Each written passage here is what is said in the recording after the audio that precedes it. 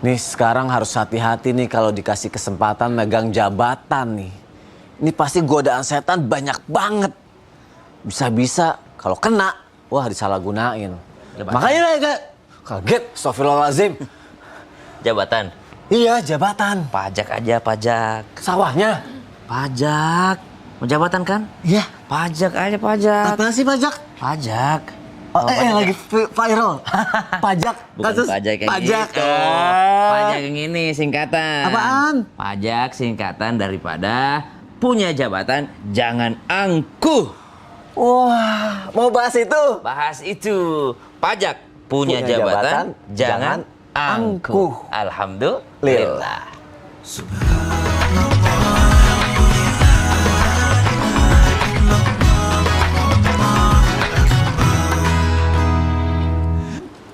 Assalamualaikum warahmatullahi wabarakatuh. Waalaikumsalam warahmatullahi wabarakatuh. Jamaah jamaah. Alhamdulillah. Alhamdulillahirrabbilalamin. Allahumma sholli ala Sayyidina Muhammad wa ala ali Sayyidina Muhammad. Alhamdulillah, Masya Allah, tabarakallah, ketemu lagi di Islam, itu indah. Alhamdulillah ketemu lagi sama guru-guru kita yang Masya Allah sangat kita cintai karena Allah. Dan kita akan belajar banyak pagi hari ini jamaah ya. Seperti tadi Ustadz Syam bilang, kayaknya kalau bahas mengenai jabatan bagus juga nih gitu kan. Karena mungkin ada beberapa orang yang dikasih jabatan yang tinggi, akhirnya sifatnya juga jadi tinggi, jadi angkuh, na'udzubillahi min dzalik. Ada juga yang punya jabatan tinggi, tapi tetap rendah hati, Masya Allah. Sebenarnya bagaimana sih sikap kita, sifat kita ketika kita itu menerima jabatan yang tinggi? Kan harusnya bertanggung jawab, tetap amanah, tidak sombong. Cuma bagaimana caranya? Makanya tadi Ustadz yang bilang kita bahas aja, temanya adalah pajak. Punya jabatan, jangan angkuh. Waduh.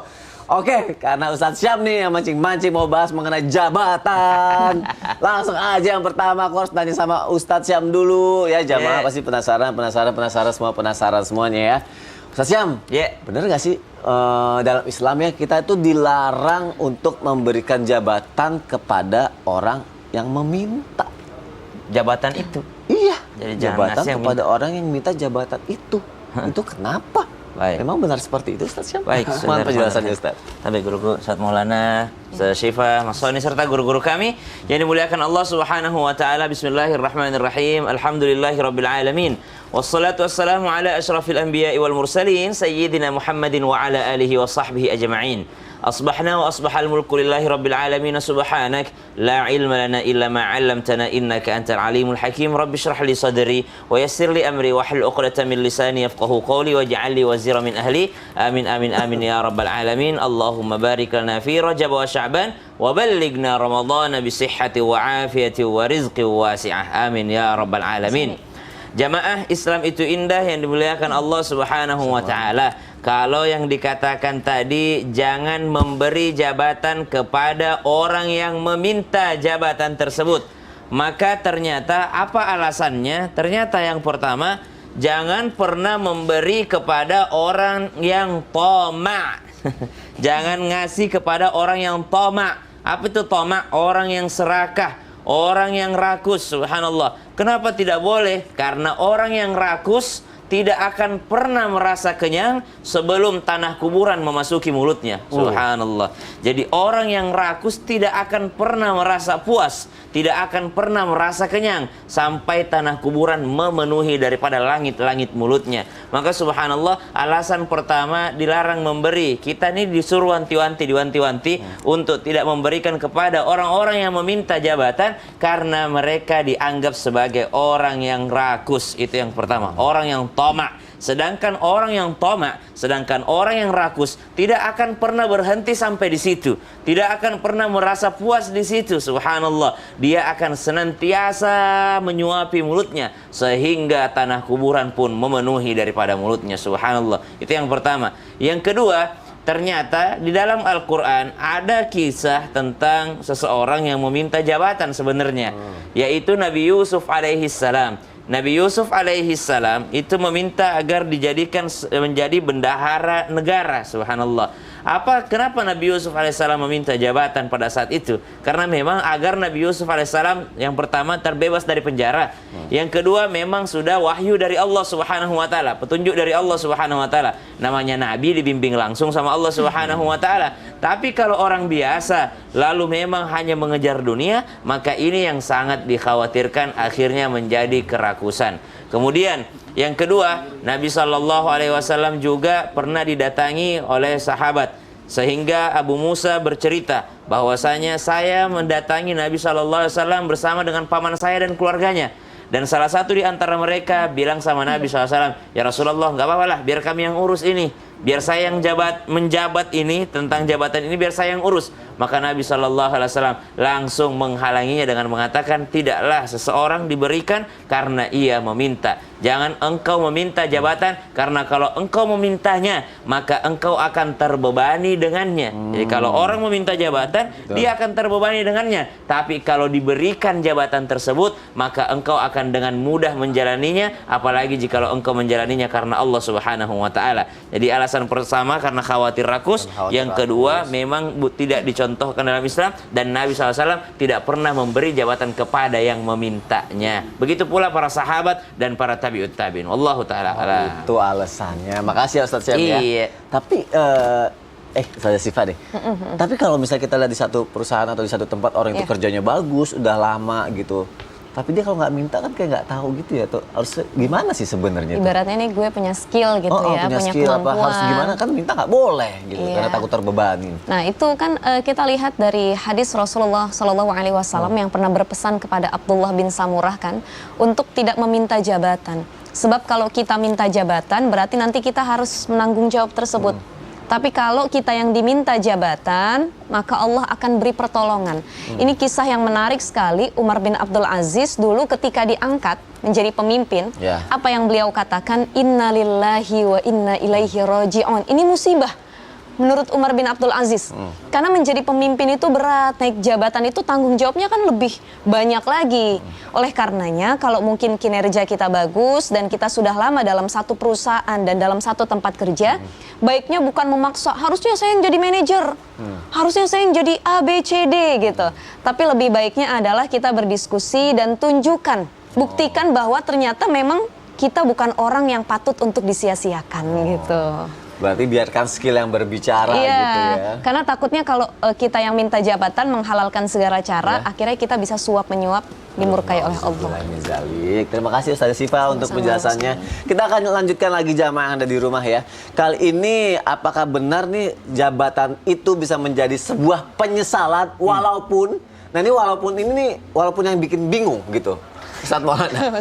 Jadi jabatan itu bisa jadi penyesalan walaupun dikerjakan oleh orang yang amanah. Padahal kan kayaknya orangnya baik gitu. Kok jadi penyesalan gitu? Oke, gitu. Kenapa Ustaz Maulana? Mau tahu? Mau dong. Jadi Mau penjelasannya Ustaz Sifa. Bismillahirrahmanirrahim. Assalamualaikum warahmatullahi wabarakatuh.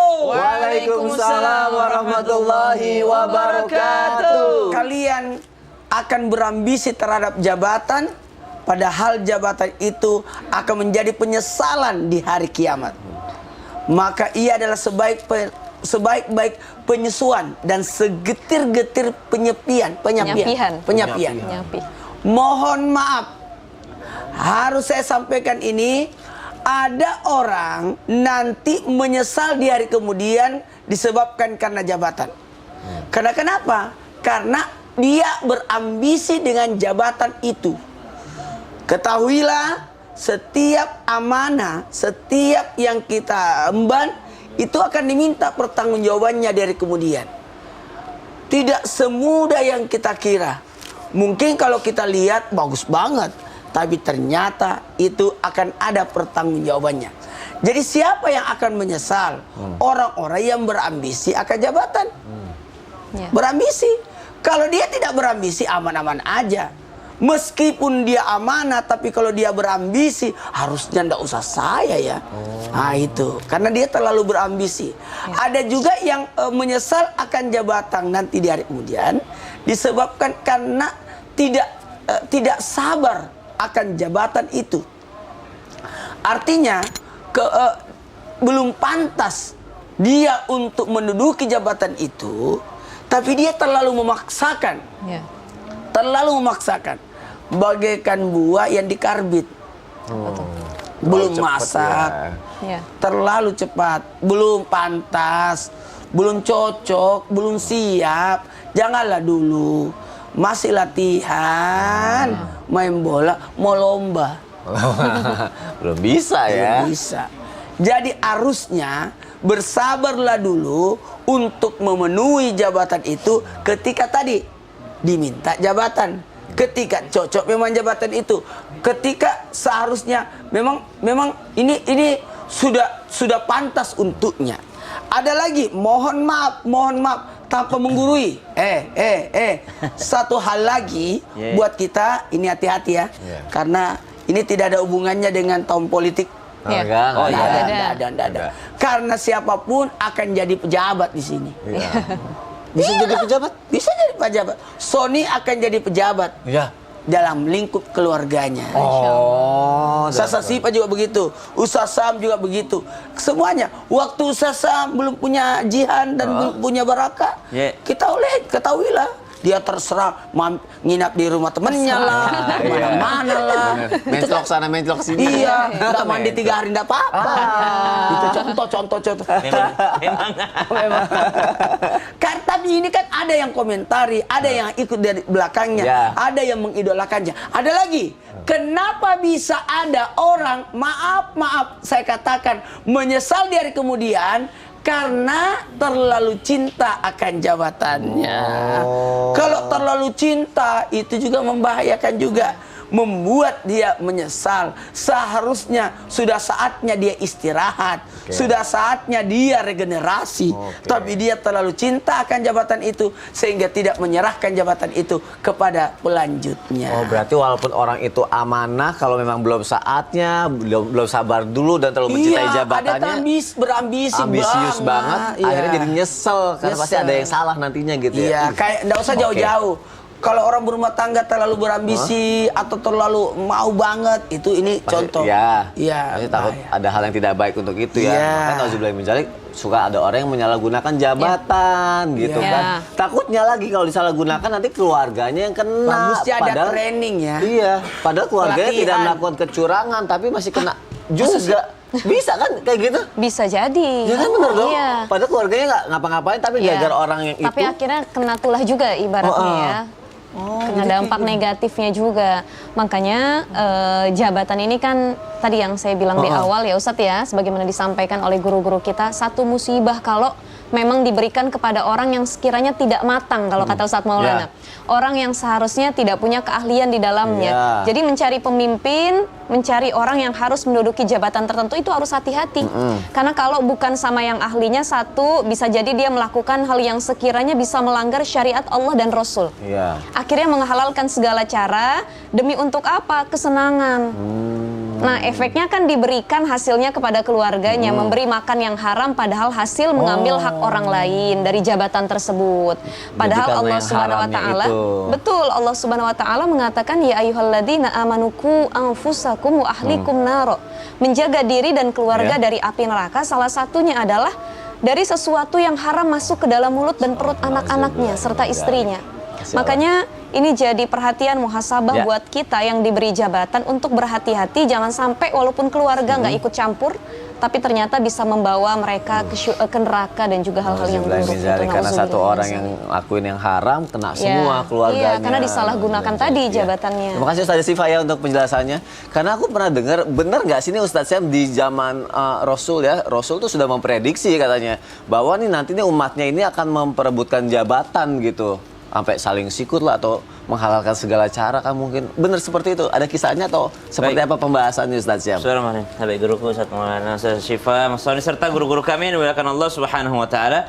Bismillah walhamdulillah wassalatu wassalamu ala Rasulillah Sayyidina Muhammad ibni Abdullah la haula wala quwata illa billah wa ba'd.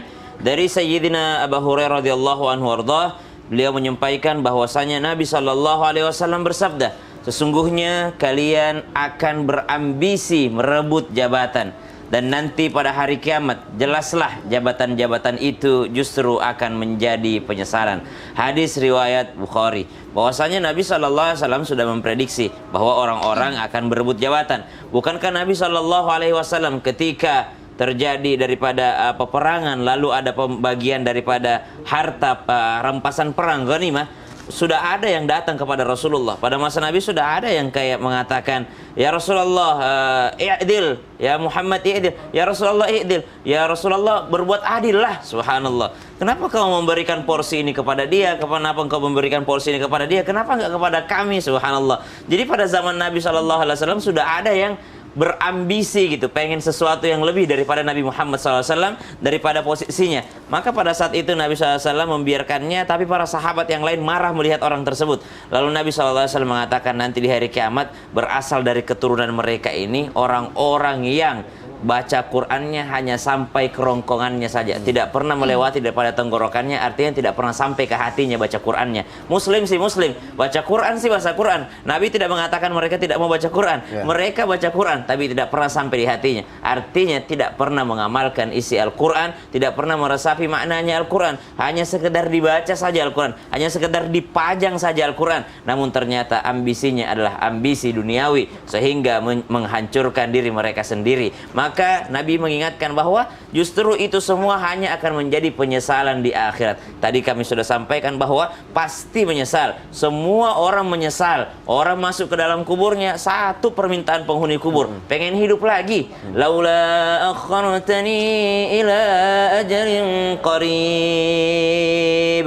Seandainya bisa gitu ya ditunda kematian itu, fa as-saddaqa wa akum minas salihin. Pengen hidup kembali karena pengen jadi orang yang jujur, pengen orang yang bersedekah. Kalau bisa ditunda kematian itu, pengen hidup kembali untuk ngasih aja semua jabatan itu kepada orang lain. Kalau tahu kayak gini pertanggungjawabannya. Wa akum minas salihin. Kalaupun saya jadi pejabat, pengennya saya menjadi pejabat yang soleh. Subhanallah. Dulu ketika saya jadi pejabat, saya hanya memikirkan daripada target ini, target ini, tapi lupa menjadi seorang yang soleh. Maka semua di dalam kuburnya akan berkata, seandainya bisa hidup kembali, saya ingin menjadi orang yang soleh. Subhanallah. Maka jelas Nabi sudah mengatakan bahwa itu semua hanya akan menjadi penyesalan. Kalau apa? Tadi berebut. Yang kedua, merasa diri lebih pantas daripada orang lain. Maksudnya merasa dirinya lebih baik daripada orang lain. Wallahu taala alam. Makasih Ustaz Syam ya. Iya. Aku dari keluarga pejabat tuh jadi memang harus lebih hati-hati gitu ya. Pertemuan Jawa Batak gitu ya. Oh Jawa, Iya. oh, pejabat Jawa Iya, Batak. papaku Jawa Jawa, Batak. mamaku Batak. Jadi harus lebih hati-hati untuk Berarti itu. murni pejabat. Pejabat, aku keluarga 100%. pejabat soalnya. Kenapa Ustaz Maulana tutup mulut? Enggak. Kenapa kayak ada yang mau disampaikan? Ada yang saya mau sampaikan. Apa? Saya sudah tidak sabar lagi. Mau ngapain? Karena pagi ini, Heeh. pagi sampai sore, Heeh. jamaah Islam itu tidak harusnya hadir. Kemana? Islam itu tidak akan tablik akbar. Masya Allah. Di Transpart Mal Bintaro. Wow. Jam 8 pagi. Wow. Hari ini. Kapan lagi ketemu sama guru-guru nanti Iya. belajar banyak sambil syuting bareng? Iya. Ih, makanya datang ya di Transmart Mall Bintaro jam 8 pagi ini ya. Jangan kemana-mana ya jamaah ya. Nanti kita akan lanjutkan lagi. Jamaah, oh jamaah. Alhamdulillah. Ayo, ayo. Yuk kita semua ke sana abis ini ya. Subhanallah